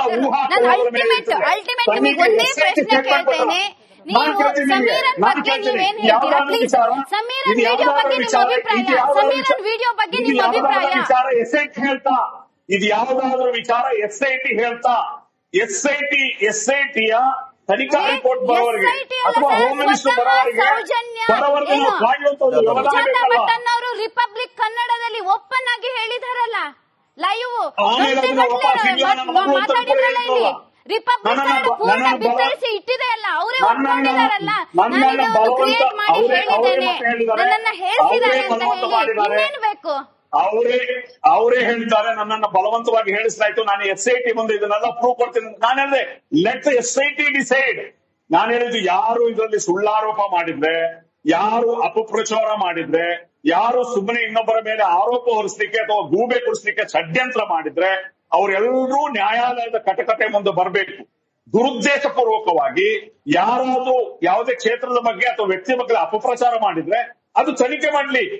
ಅವ್ರಿಗೆ ಯಾರು ಅದು ತಪ್ಪು ಮಾಡಿದ್ರೆ, ಆರೋಪಗಳನ್ನು ಮಾಡಿದ್ರೆ, ಷಡ್ಯಂತ್ರ ಮಾಡಿದ್ರೆ ತನಿಖೆ ನಡಿಬೇಕು, ಅವರಿಗೂ ಕೂಡ ಶಿಕ್ಷೆ ಆಗ್ಬೇಕು. ಇದು ನಮ್ಮ ನಿಲುವು. ನಾವು ಹೇಳುವಂತದ್ದು ಇದು ನ್ಯಾಯ ಅನ್ನುವಂಥದ್ದು ಜನರ ಮುಂದೆ ಬರಬೇಕು. ಅಬ್ದುಲ್ ಮಜೀದ್ ಅವರೇ, ಸುಮ್ನೆ ಗಾಳಿಯಲ್ಲಿ ಗುಂಡು ಹೊಡೆಯೋದು, ಹಿಟ್ ಅಂಡ್ ರನ್ ಆಗೋದು ಬೇಕಾಗಿಲ್ಲ. ಜನರ ದಾರಿ ತಪ್ಪಿಸುವಂತ ಕೆಲಸ ಎಂಡ್ ಆಗ್ಬೇಕಲ್ವಾ? ಎಲ್ಲರೂ ಬರ್ತಾರೆ, ನಮ್ಮ ಹತ್ರ ದಾಖಲೆಗಳಿದೆ ಅಂತ ಹೇಳ್ತಾರೆ, ಆದ್ರೆ ದಾಖಲೆ ಯಾರು ಕೊಡ್ತಾನೆ ಇಲ್ಲ. ತನಿಖೆ ಆಗ್ತಾ ಇದ್ದಲ್ಲ, SIT ಓಪನ್ ಹೋಗಿ ದಾಖಲೆ ಕೊಡಿ ಅಂತ ಹೇಳ್ತಾರೆ.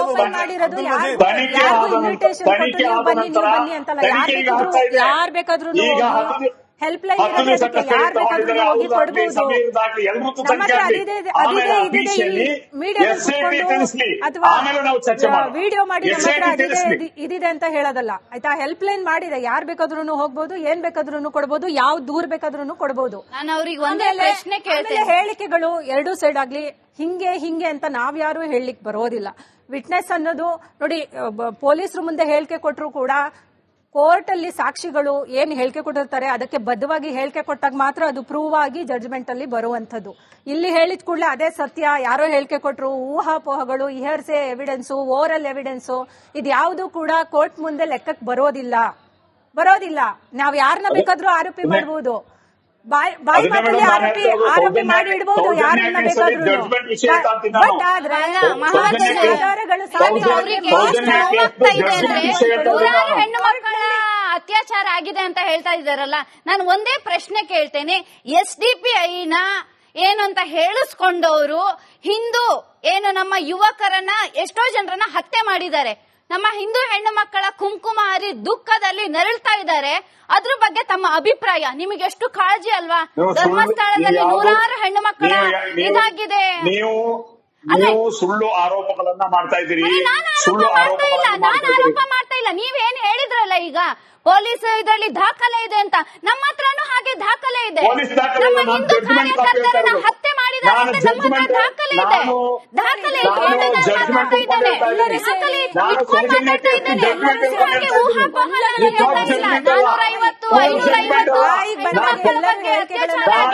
ಏನ್ ಮಾತಾಡ್ತೀರ? ಗೊಂದಲ ಮೂಡಿಸಿ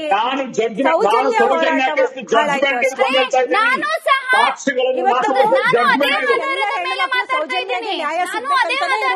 ಯಾರು ಕೂಡ ವಿರೋಧ ಇಲ್ಲ. ರೈಟ್ ಆಗ್ಲಿ ಲೆಫ್ಟ್ ವಿಂಗ್ ಆಗ್ಲಿ ಯಾರು ಕೂಡ ಸೌಜನ್ಯಗೆ ನ್ಯಾಯ ಸಿಗಬಾರ್ದು ಅಂತ ಯಾವ ಟಿವಿ ಚಾನೆಲ್ ಅವರು ಇಲ್ಲ, ಮಾಧ್ಯಮದವರು ಇಲ್ಲ. ಬಟ್ ಇದರಲ್ಲಿ ಆ ಹೋರಾಟ ಅಲ್ಲಿಂದ ಆರಂಭ ಆಗಿದ್ದು, ಯಾರ್ಯಾರು ಎಂಟ್ರಿ ಕೊಟ್ಕೊಂಡು ಏನೇನೋ ಪಾತ್ರಗಳು ಸೃಷ್ಟಿಯಾಗಿ ಈ ಮೂಲ ಹೋರಾಟ ಇತ್ತಲ್ಲ, ಮೂಲ ಸೌಜನ್ಯಗೆ ನ್ಯಾಯ ಸಿಗ್ಬೇಕು ಅನ್ನೋದಿತ್ತಲ್ಲ, ಅದು ಆರಂಭದಿಂದಲೇ ಮೊದಲೇ ಹಳ್ಳ ಇಡಿಸಿದ್ರು ಸುಮಾರು ಜನ. ಇನ್ವೆಸ್ಟಿಗೇಷನ್ ಸರಿಯಾಗಿರ್ಲಿಲ್ಲ, ಪೋಸ್ಟ್ ಮಾರ್ಟಮ್ ಸರಿಯಾಗಿರ್ಲಿಲ್ಲ, ಸಾಕ್ಷಿಗಳನ್ನ ನಾಶಪಡಿಸಲಾಯ್ತು, ಎವಿಡೆನ್ಸ್ ಗಳನ್ನ ಕರೆಕ್ಟ್ ಆಗಿ ಸಂರಕ್ಷಣೆ ಮಾಡಿರ್ಲಿಲ್ಲ. ಅದೆಲ್ಲ ಲೋಪದೋಷಗಳು ಇದ್ದಾಗ್ಯೂ ಕೂಡ ನಡ್ಕೊಂಡು ಹೋಗ್ತಿತ್ತು. ಬಟ್ ಇವಾಗ ಅದೇನಾಗಿದೆ ಅಂದ್ರೆ ಡೈವರ್ಟ್ ಆಗಿ ಬೇರೆ ಪಾತ್ರಗಳು, ಸುಜಾತ ಭಟ್ ಅಂತ ಪಾತ್ರ, ಮಾಸ್ಕ್ ಮ್ಯಾನ್ ಅಂತ ಪಾತ್ರಗಳು ಬಂದು ಅಧ್ವಾನ ಮಾಡಿಬಿಟ್ಟು ಈಗ ಜೀವ ಹೋಗಿದೆಯಲ್ಲ, ಅವರಿಗೆ ನ್ಯಾಯ ಕೊಡಿಸದೇ ಇರೋ ತರ ಅಧ್ವಾನ ಕೂತ್ಬಿಟ್ಟಿದೆ ಇವಾಗ ಜನಕ್ಕೆ. ಈಗ ಎಜುಕೇಟೆಡ್ ಇರೋರು, ಅಡ್ವೊಕೇಟ್ಸ್ಗಳಾಗ್ಲಿ ಅಥವಾ ಏನೋ ಒಂದು ವಿದ್ಯಾವಂತರು ಏನೋ ಒಂದು ರೀತಿ ಯೋಚನೆ ಮಾಡಬಹುದು. ಆದ್ರೆ ಅಷ್ಟೇನು ವಿದ್ಯಾವಂತ ಅಲ್ಲದೆ ಇರ್ತಕ್ಕಂಥವ್ರು ಈ ಇಡೀ ಪ್ರಕರಣನ ಯಾವ ತರ ಅರ್ಥ ಮಾಡ್ಕೊಳ್ತಾರೆ ಹೇಳಿ? ಈ ಕಡೆ ಸೌಜನ್ಯ ಬಗ್ಗೆ ಅರ್ಥ ಮಾಡ್ಕೊಳ್ತಾರೋ, ಮಾಸ್ಕ್ ಮ್ಯಾನ್ ಬಗ್ಗೆ ಅರ್ಥ ಮಾಡ್ಕೊಂತಾರೋ, ಅಥವಾ ಇಲ್ಲಿ ಹಿಂದೂ ಅಂತ ಹೇಳಿ 72 ಹೆಣ್ಣು ಮಕ್ಕಳ ಮೇಲೆ ಅತ್ಯಾಚಾರ ಮಾಡಿದಾನೆ ಅಂತ ಹೇಳಿ ಬಂದಿದೆ ಮಸೀದಿ ಒಳಗೆ. ಅದ್ರ ಬಗ್ಗೆ ಅವ್ರ ಅಭಿಪ್ರಾಯ ಹೇಳಿ. ಅಂದ್ರೆ ಈ ತರ ಧರ್ಮಸ್ಥಳದಲ್ಲಿ ಎಲ್ಲೂ ಬಂದಿಲ್ಲ. ಅಜೀರ್ ಅಂತ ಹೇಳಿ ಒಬ್ಬ ಅತ್ಯಾಚಾರಿ 72 ಹೆಣ್ಣು ಮಕ್ಕಳ ಮೇಲೆ ಅತ್ಯಾಚಾರ ಮಾಡಿದಾನೆ ಅಂತ ದಾಖಲೆ ಸಮೇತ ನಾನು ಹೇಳ್ತೇನೆ, ಎಷ್ಟೋ ಮೀಡಿಯಾಗಳಲ್ಲಿ ಬಂದಿದೆ. ಅದ್ರ ಬಗ್ಗೆ ನಿಮ್ಮ ಅಭಿಪ್ರಾಯ ಹೇಳಿ. ಒಬ್ಬ ಸಹಜ ಮಾನವ ಅನ್ನೋನು ಯಾರೇ ಯಾವ ಜಾತಿಯವನೇ ಮಾಡಿದ್ವಿ ಅದು ಅತ್ಯಾಚಾರ ಮಾಡಿ ಕೊಲೆ ಮಾಡೋದನ್ನ ಖಂಡಿಸ್ತಾನೆ, ಅದ್ರಲ್ಲಿ ಯಾವುದೇ ಇದಿಲ್ಲ. ಮೊನ್ನೆ ಹಾಸನದಲ್ಲಿ ಒಬ್ಬ ಬುದ್ಧಿಮಾನ್ ಯುವತಿಯ ಮೇಲೆ ಮಾಡಿದ್ರು, ಅದ್ರ ಆರೋಪಿಗಳು ಮುಸಲ್ಮಾನ್ರೇ. ನಾವು ಪ್ರತಿಭಟನೆ ಮಾಡಿದ್ವಿ, ನಮ್ಮ ಮಹಿಳಾ ಘಟಕ ಪ್ರತಿಭಟನೆ ಮಾಡಿತ್ತು. ಒಬ್ಬ ಬುದ್ಧಿಮಾಂದ್ಯ ಮೇಲೆ ಇದು ಮಾಡಿದ್ರು ಅಂತ ಹೇಳಿ ಸರ್, ಡ್ರಗ್ಸ್ ಇಂದ ಇದಾಗಿದೆ ಅಂತ ಸ್ವಾಮಿಯ ಬಗ್ಗೆ ಶ್ರದ್ಧೆ ಇದೆಯಾ? ಮಂಜುನಾಥ ಸ್ವಾಮಿಯ ಬಗ್ಗೆ ಶ್ರದ್ಧೆ ಇದೆಯಾ? ವಿಡಿಯೋ ಮಾಡಿ ಮಂಜುನಾಥ ಸ್ವಾಮಿಯ ಬಗ್ಗೆ ಶ್ರದ್ಧೆ ಇದೆಯಾ? ವಿಡಿಯೋ ಮಾಡಿ reach ಮಾಡ್ಸೋದು ತುಂಬಾ ತಪ್ಪು. ಸೌಜನ್ಯ ಕೇಸಲ್ಲಿ ಜಡ್ಜ್ಮೆಂಟ್ ಇದೆ, ಅದ್ರಲ್ಲಿ ಏನಿದೆ ಅದ್ರ ಬಗ್ಗೆ ವಿಡಿಯೋ ಮಾಡ್ಲಿ, ನಾವು ಬೇಡ ಅಂತ ಹೇಳಲ್ಲ. ಸೌಜನ್ಯ ಕೇಸಲ್ಲಿ ಜಡ್ಜ್ಮೆಂಟ್ ಇರೋದ್ರಿಂದ ಮಾಡ್ಲಿ, ತೊಂದರೆ ಇಲ್ಲ. ಅದ್ರ ಬಗ್ಗೆ ವಿಶ್ಲೇಷಣೆ ಮಾಡ್ಲಿ. ಅಲ್ಲ, ವಿಷಯ ಒಂದ್ ನಿಮಿಷ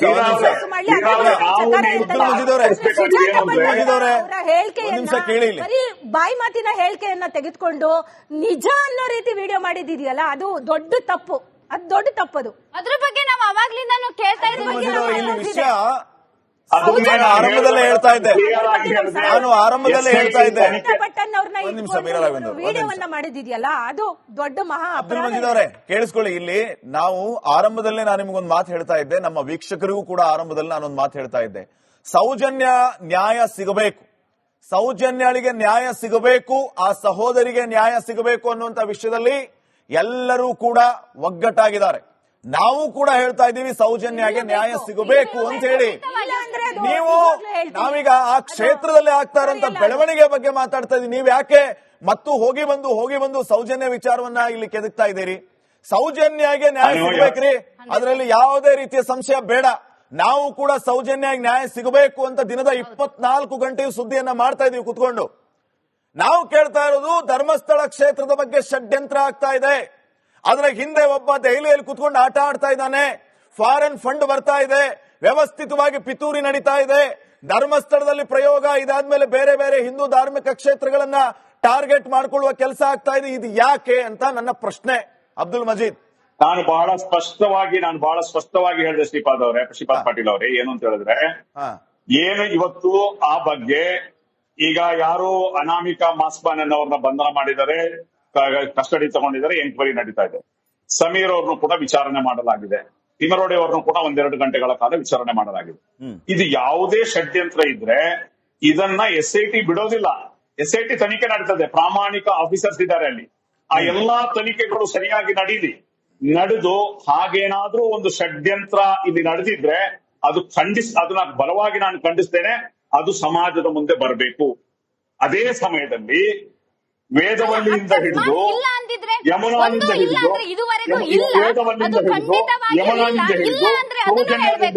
ಅದನ್ನು ಹೇಳ್ಬೇಕಲ್ವಾ? ಇಲ್ಲ ಅಂದ್ರೆ ಅಕಸ್ಮಾತ್ ಅಲ್ಲಿ ಒಂದು ಅತ್ಯಾಚಾರ ಆಗಿಲ್ಲ ಅಂದ್ರೆ ನೆಕ್ಸ್ಟ್ ಅದನ್ನ ನಾನು ಹೇಳಿದೆ. ಇದು ಯಾವುದೇ ಈಗ ನಮಗೆ ಹಿಂದೂ ಅದಾನಿ ವೇದವಲ್ಲಿ ಮರ್ಡರ್ ನಡೆದಿದ್ಯಾ? ಆನೆ ಮಾವುತ ನಾರಾಯಣ ಮರ್ಡರ್ ನಡೆದಿದ್ಯಾ? ದಾಖಲೆ ಕೊಡಿ. ನೀವು ಸ್ವಲ್ಪ ಸ್ಟಡಿ ಮಾಡ್ಕೊಂಡು ಬನ್ನಿ ದಯವಿಟ್ಟು. ಸಮೀರನನ್ನು ನೀವು ಸಹ ಕಣ್ಣಿಗೆ ಬಟ್ಟೆ ಕಟ್ಕೊಂಡು ನಂಬ್ತಿದ್ದೀರಲ್ರಿ, ಅವನ ಸುಳ್ಳನ್ನ ನೀವು ನಂಬಿದ್ದೀರಾ? ಹಾಗಾದ್ರೆ ಮೇಡಮ್ ನಿಮಗೆ ಇತಿಹಾಸ ಗೊತ್ತಿಲ್ಲ, ಬಹುಶಃ ನಿಮಗೆ ಗೊತ್ತಿಲ್ಲ. 1986 ಅಸೆಂಬ್ಲಿಯಲ್ಲಿ ಇದೆಲ್ಲ ಅಸೆಂಬ್ಲಿಯಲ್ಲಿ ಮೇಡಮ್ ಸರ್ ದಯವಿಟ್ಟು ಇದಕ್ಕೆ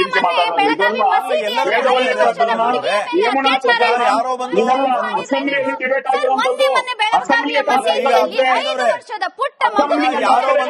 ಮರ್ಡರ್ಗಳಾಗಿತ್ತು ಅಂತ ಹೇಳಿದ್ರೆ ಅದಕ್ಕೆ ದಾಖಲೆ ಬೇಕಲ್ಲ. ಸುಮ್ನೆ ಏನೋ ಬಂದು ಹೇಳಿ ಧರ್ಮಸ್ಥಳ ಕ್ಷೇತ್ರ ಅಂತಂದ್ರೆ ಹಂಗೆ ಬಿದ್ದಿದ್ಯಾ? ಯಾರೋ ಬಂದು ಏನೋ ಮಾತಾಡೋದಾ? ಧರ್ಮಾಧಿಕಾರಿಗಳ ಮೇಲೆ ನಮಗೆ ಶ್ರದ್ಧೆ ಇದೆ, ನಾವು ಹಿಂದೂಗಳು ನೋಡ್ಕೊಳ್ತೇವೆ. ಆದ್ರೆ ನೀವು ಮೊನ್ನೆ ಬೆಳಗಾವಿಯಲ್ಲಿ 5 ವರ್ಷದ ಮಗುವಿನ ಮೇಲೆ ಅತ್ಯಾಚಾರ ಆಯ್ತಲ್ಲ, ವಾಯ್ಸ್ ರೈಸ್ ಮಾಡ್ರಿ. ಬೆಳಗಾವಿಗೆ ಹೋಗಿ ಅದು ನಿಮ್ಮ SDPI ಸಂಘಟನೆಯಿಂದ ಅವಳಿಗೆ ನ್ಯಾಯ ಕೊಡಿಸಿ. ಇಲ್ಲಿ ಯಾಕೆ ಬರ್ತೀರಾ? ಸಮೀರನಿಗೆ ಹೇಳಿ, ಅದ್ರ ಬಗ್ಗೆ ಹೋರಾಟ ಮಾಡ್ಲಿಕ್ಕೆ ಹೇಳಿ, ಅದು ನ್ಯಾಯ ಕೊಡಿಸ್ಲಿಕ್ಕೆ ಹೇಳಿ. ನ್ಯಾಯದ ಪರ ಇರುವಂತದ್ದು ನಿಮ್ಮಿದ್ರಲ್ಲಿ ಎಷ್ಟು ಲೋಪದೋಷಗಳಿದೆ ಈಗಲೂ ಸಹ ಮಸೀದಿ ಒಳಗೆ ಹೋಗ್ಲಿಕ್ಕೆ ಬಿಡಲ್ಲ. ಅದ್ರ ಬಗ್ಗೆ ನ್ಯಾಯ ಕೊಡಿಸ್ಲಿಕ್ಕೆ ಹೆಣ್ಮಕ್ಳಿಗೆ ನಿಮ್ಮ ಸಮುದಾಯದಲ್ಲಿ ನ್ಯಾಯ ಕೊಡಿಸುವ ಬಗ್ಗೆ ವಾಯ್ಸ್ ಎತ್ತಿ. ಅದು ಬಿಟ್ಕೊಂಡು ಏನು ಅಪವಾದ ಇಲ್ಲ, ಯಾರೋ ಒಬ್ರು ಕ್ರಿಯೇಟ್ ಮಾಡಿದ್ದಾರೆ, ಅದ್ರ ಹಿಂದೆ ದೊಡ್ಡ ಷಡ್ಯಂತರ ಇದೆ, ಅದರ ವಿರುದ್ಧ ನಾವಿವತ್ತು ಧ್ವನಿ ಎತ್ತಾ ಇದ್ದೇವೆ. ನೀವು ಬಂದು ಅದ್ರ ಬಗ್ಗೆ ಮಾತಾಡ್ತಾ ಇದ್ದೀರಲ್ಲ. ಯಾವುದೇ ಅನ್ಯಾಯಗಳ ವಿರುದ್ಧ ಹೋರಾಟ ರಾಜ್ಯ ಸರ್ಕಾರ ಹೇಳಿದೆ. ಒಂದು ನಿಮಿಷ ಅಬ್ದುಲ್ ಮಜೀದ್ ಅವರೇ,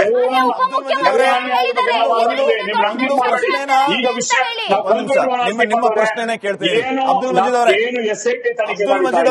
ಈಗ ಈಗ ಭವ್ಯ ಗೌಡ ಅವರು ಕೇಳಿದಂತ ಪ್ರಶ್ನೆ ನಿಮಗೆ ಕೇಳಿಸ್ತಿಲ್ಲ ಅಂತ ಅನ್ಸುತ್ತೆ.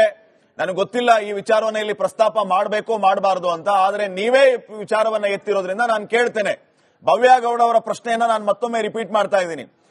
ಹೆಣ್ಮಕ್ಳಿಗೆ ಅನ್ಯಾಯ ಆದ ಹೆಣ್ಮಕ್ಳಿಗೆ ನ್ಯಾಯ ಕೊಡಿಸಬೇಕು. ರಾಜ್ಯದ ಯಾವುದೇ ಮೂಲೆಯಲ್ಲಿ ಏನೇ ಅನ್ಯಾಯ ಆದ್ರೂ SDPI ಆ ಹೆಣ್ಮಕ್ಳ ಪರವಾಗಿ ಇರುತ್ತೆ ಅಂತ ನೀವು ಹೇಳ್ತಾ ಇದ್ದೀರಲ್ವಾ?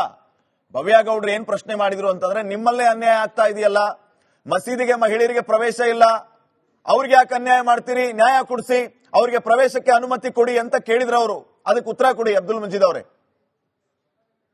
ಭವ್ಯ ಗೌಡರಿಗೆ ಇದ್ರ ಬಗ್ಗೆ ಅರಿವಿಲ್ಲದ ಕಾರಣ ಅವ್ರು ಹೇಳ್ತಾ ಇದ್ದಾರೆ. ಯಾವುದೇ ಮಸೀದಿಗೆ ಅವರು ಮಾತಾಡಿ. ಯಾವುದೇ ಮಸೀದಿಗೆ ಹೆಣ್ಣು ಪ್ರವೇಶ ನಿಷೇಧ ಇಲ್ಲ.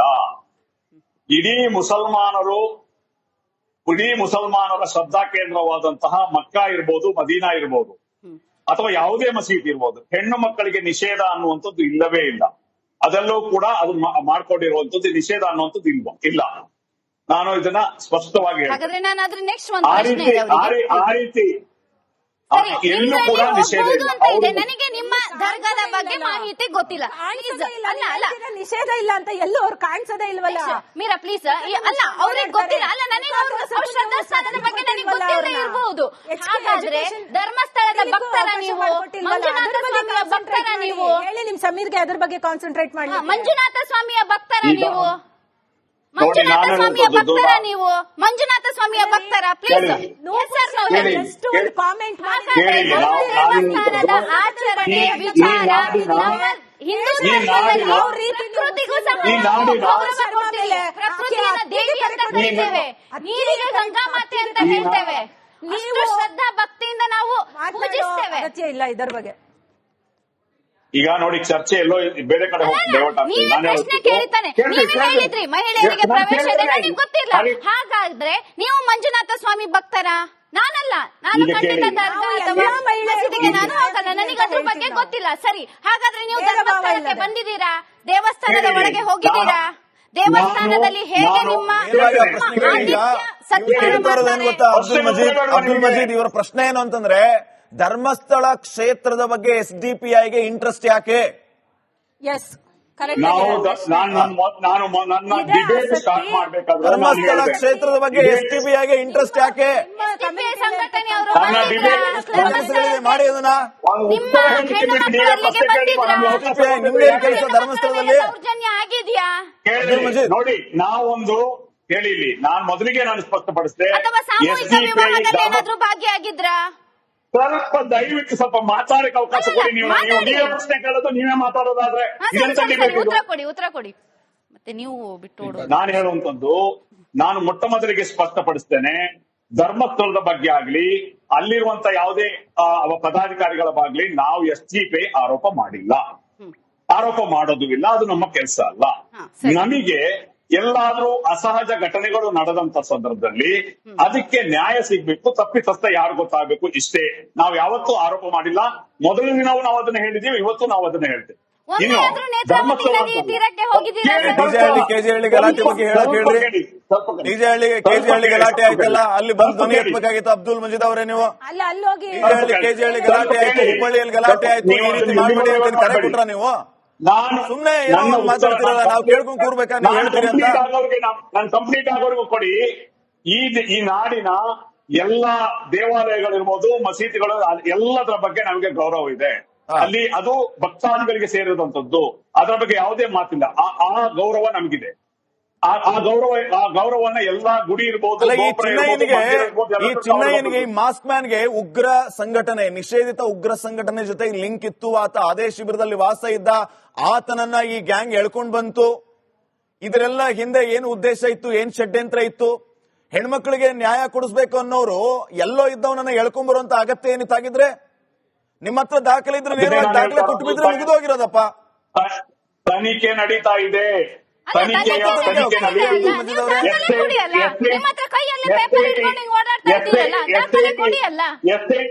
SIT ದಾಖಲೆ ಬಿಡುಗಡೆ ಮಾಡ್ಲಿ, SIT ಬಹಿರಂಗವಾಗಿ ಸ್ಟೇಟ್ಮೆಂಟ್ ಕೊಟ್ಟಿ, ಅವ್ರ ಸ್ಟೇಟ್ಮೆಂಟ್ ಕೊಟ್ಲಿ, ಅಥವಾ ಹೋಮ್ ಮಿನಿಸ್ಟರ್ ಗುಪ್ತಚರ ಇಲಾಖೆಯಿಂದ ಬಂದಿರುವಂತಹ ಮಾಹಿತಿ ಏನ್ ಸುಮ್ಮನೆ ಹೇಳಕ್ಕಾಗತ್ತಾ? ವೋಟರ್ ಐಡಿಗಳಿದೆ, ಆತನ ಹೆಸರಲ್ಲಿ ವೋಟರ್ ಐಡಿ ಇದೆ, ಆಧಾರ್ ಕಾರ್ಡ್ ಇದೆ, ಪಾನ್ ಕಾರ್ಡ್ ಇದೆ, ಎಲ್ಲವನ್ನೂ ಕೂಡ ಗುಪ್ತಚರ ಇಲಾಖೆ ಹೇಳ್ತಾ ಇದೆ. ಏನ್ ನಾವು ಸೃಷ್ಟಿ ಮಾಡ್ಕೊಂಡು ಹೇಳೋದ ಸಮೀರನ್ ತರ? ನಾವು ಮೀಡಿಯಾ ಟ್ರಯಲ್ ಮಾಡೋ ಅವಶ್ಯಕತೆ ಇಲ್ಲ. ಇದು ಮೀಡಿಯಾ ಟ್ರಯಲ್ ಅಲ್ಲ, ಎಲ್ಲವೂ ಕಣ್ಣೆದುರುಗಡೆ ಇದೆ. ಅಬ್ದುಲ್ ಮಜೀದ್ ಅವರೇ, ಗುಪ್ತಚರ ಇಲಾಖೆ ಸತ್ಯಮಂಗಲ ಫಾರೆಸ್ಟ್ ಅಲ್ಲಿ ಈತ LTTI ಶಿಬಿರದಲ್ಲಿ ಇದ್ದ. ಅಲ್ಲಿ ಆರೋಗ್ಯ ಸ್ವಾಮಿ ಎನ್ನುವಂತಹ ಕನ್ವರ್ಟ್ ಮಾಡುವಂತ ಸ್ವಾಮಿಯ ಜೊತೆಗೆ ಈ ಚಿನ್ನಯ್ಯ ಹೋಗಿದ್ದ. ಇವರ ಕೆಲಸ ಇದೇ ಆಗಿತ್ತು. ಈತನನ್ನ ಎಳ್ಕೊಂಡು ಬಂದ್ರು, ಧರ್ಮಸ್ಥಳಕ್ಕೆ ಎಳ್ಕೊಂಡು ಬಂದ್ರು, ಈತನಿಗೆ ದುಡ್ಡು ಕೊಟ್ರು. ಏನು ಉದ್ದೇಶ ಇವ್ರದ್ದು? ನನ್ನ ವಿಚಾರ ಇಷ್ಟೇ ಸರ್.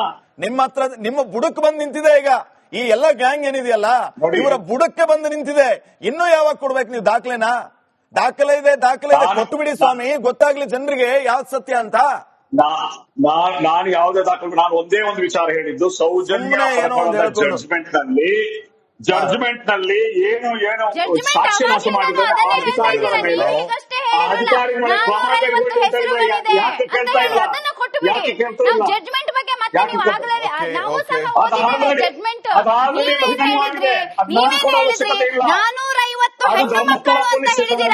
SDPI ರಾಜ್ಯಾಧ್ಯಕ್ಷರು ಹೇಳಿದ್ದಾರೆ 450 ಹೆಣ್ಣು ಮಕ್ಕಳ ಅತ್ಯಾಚಾರ ಧರ್ಮಸ್ಥಳದಲ್ಲಿ ಆಗಿದೆ ಅಂತ ನೀವೇ ಹೇಳಿದ್ದೀರಾ ಪ್ರಾರಂಭದಲ್ಲಿ.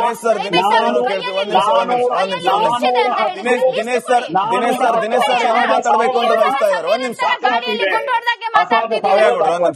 ದಿನೇಶ್ ಸರ್ ಏನೋ ಮಾತಾಡ್ಬೇಕು ಅಂತ. ಹೌದು ನೋಡಿ, ಈಗ ಐ ಥಿಂಕ್ ಸ್ವಲ್ಪ ನಾವು ನಿಮ್ಮ ಮೇನ್ ಟಾಪಿಕ್ ಇಂದ ಸ್ವಲ್ಪ ಡಿವಿಯೇಟ್ ಆಗ್ತಾ ಇದೆ ಅಂತ ನನಗೆ ಅನಿಸಿಕೆ. ಸೊ ಎಲ್ಲದಕ್ಕಿಂತ ಒಂದು ಕ್ಲಾರಿಫಿಕೇಶನ್ ಕೊಡ್ಬೇಕಂತಿದ್ದೀನಿ. ಈ ಅಸಹಜ ಸಾವು ಬಗ್ಗೆ ಉಲ್ಲೇಖ ಮಾಡ್ತಿದ್ರು ನೋಡಿ. ಅಸಹಜ ಸಾವು ಬಗ್ಗೆ ನಾವು ತುಂಬಾ ಆತಂಕ ಪಡಬೇಕಾಗಿಲ್ಲ. ಆಮೇಲೆ ಇದು ಯಾವ್ದು ಒಂದು ದೊಡ್ಡ ಅನಾಹುತನೂ ಅಲ್ಲ.